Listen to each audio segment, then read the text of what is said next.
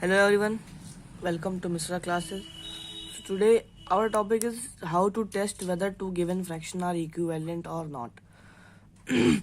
मतलब दो fractions equivalent हैं या नहीं. अब इक्विवेलेंट क्या होता है? इक्विवेलेंट फ्रैक्शन हमने पहले पढ़ा था, जो कि जब हम किसी फ्रैक्शन में सेम न्यूमरेटर, मतलब न्यूमरेटर में सेम नंबर और डिनोमिनेटर में सेम नंबर से मल्टीप्लाई करते हैं तो हमें एक इक्विवेलेंट फ्रैक्शन ऑब्टेन होता है, मतलब एक इक्विवेलेंट फ्रैक्शन मिलता है. तो वैसे यहाँ भी है. तो इक्विवेलेंट फ्रैक्शन हमने समझ लिया था क्या होता है. अब how to test whether two given fractions are equivalent और नॉट. तो इसमें फॉर्मूला दिया है, two fractions are equivalent if numerator of first multiply by denominator of second is equals to denominator of first is multiply by numerator of second. मतलब ये क्या कह रहा है? ये कह रहा है कि क्रॉस मल्टीप्लाई का जो मेथड है वही है क्रॉस मल्टीप्लाई. क्रॉस मल्टीप्लाई का मेथड जो होता है वही होता है इसमें. अब क्रॉस मल्टीप्लाई का मेथड क्या होता है? जैसे कि यहाँ एक नंबर दिया है, हम दूसरा नंबर लेते हैं 1/2 मल्टीप्लाई बाय, या मल्टीप्लाई बाय ना भी लिखें तो 1/2 एंड 2/4. अब हमें अगर चेक करना है कि ये दोनों नंबर्स हैं इक्विवेलेंट या नहीं, तो हम क्या करेंगे? क्रॉस मल्टीप्लाई का मेथड इजीली कर लेंगे.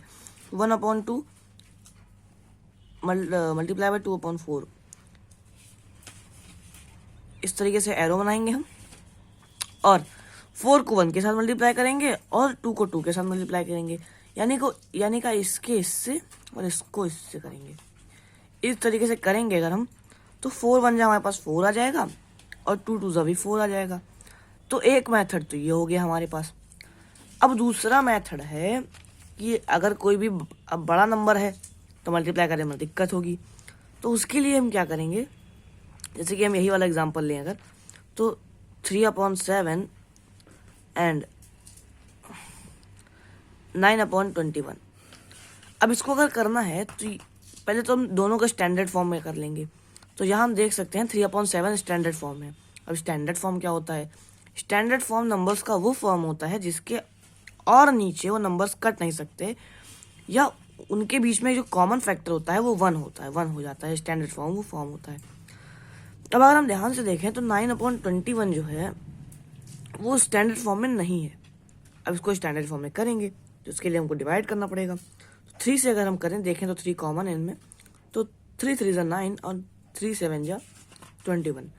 तो एक तरीका तो ये हो गया जो कि हम क्रॉस मल्टीप्लाई से करते थे, और दूसरा तरीका ये हो गया कि हम स्टैंडर्ड फॉर्म से करेंगे. अब स्टैंडर्ड फॉर्म में आने के बाद ये जो 3/7 है वो दूसरा के 3/7 से बराबर है, यानी कि 3/7 इज इक्वल्स टू 3/7.